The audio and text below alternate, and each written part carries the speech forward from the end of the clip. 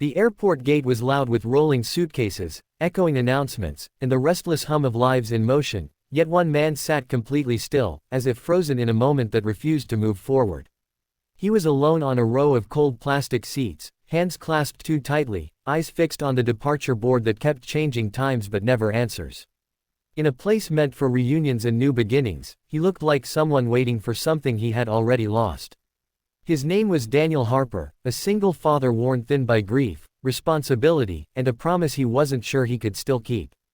Before the story pulls you deeper, if you believe in kindness, second chances, and the quiet power of human connection, please take a moment to like this video, share it with someone who needs hope today, comment below where you're watching from, and subscribe to the channel so stories like this can keep finding their way to hearts like yours.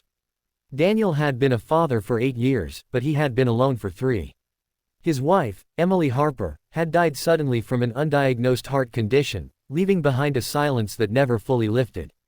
Since then, Daniel's life had become a careful routine of school lunches, bedtime stories read with a breaking voice, and late nights staring at bills spread across the kitchen table. His son, Noah Harper, was everything to him, the reason he kept going even when every step felt heavy. This trip was supposed to be a fresh start.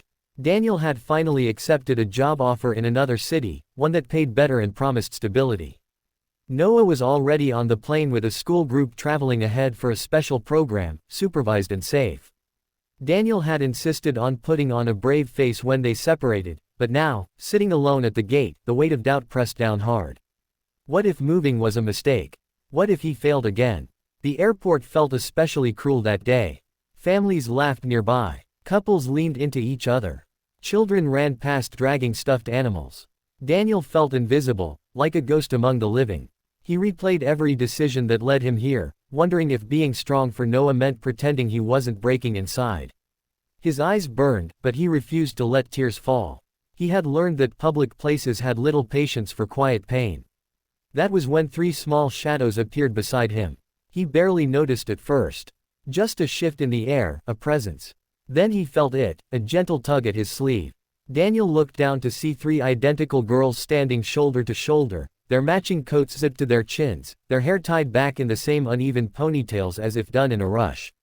They couldn't have been more than 6 or 7 years old. Their eyes were wide, nervous, but hopeful. People passed by without paying attention. Somewhere behind them, an announcement droned on. The girls leaned closer, and though Daniel couldn't hear their exact words over the noise, he understood the meaning instantly from their expressions and the way their small hands hovered near him, seeking safety. They wanted him to pretend. To be something he wasn't, just for a moment. To be their father. Daniel's first instinct was panic. He looked around for an adult, a mother, a guardian, anyone. But the girls stayed rooted, as if they had already decided.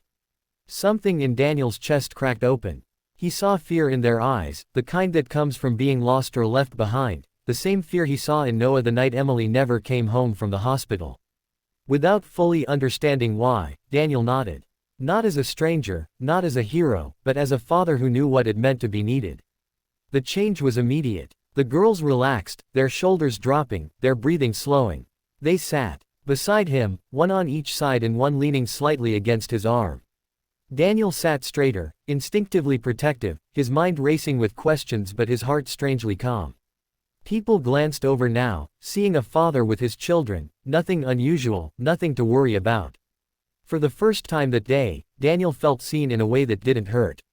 Time stretched. The girls fidgeted, swinging their feet, occasionally glancing up at him for reassurance.